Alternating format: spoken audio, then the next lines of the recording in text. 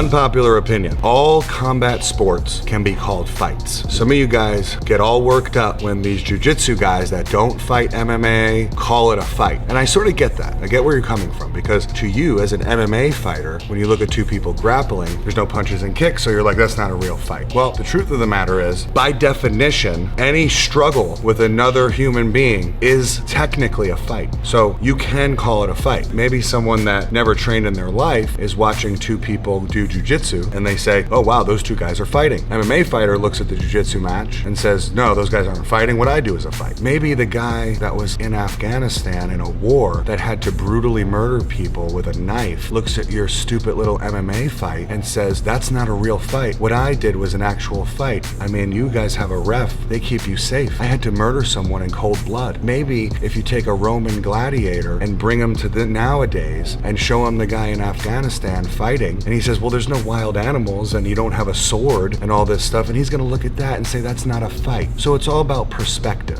I think it's totally fine calling it a fight. I could care less, actually, but you guys seem to have a huge problem with anybody calling a jiu-jitsu match a fight. There's so many things that can be a fight. I mean, I got into a fight with my 3-year-old son today changing his diaper. He kept kicking me. We were fighting. Got into a fight with my wife a few times, verbally. Still call it a fight. So personally, call it whatever the hell you want. Doesn't bother me. But let me know in the comments what you guys actually think. Follow me for more jiu-jitsu tips.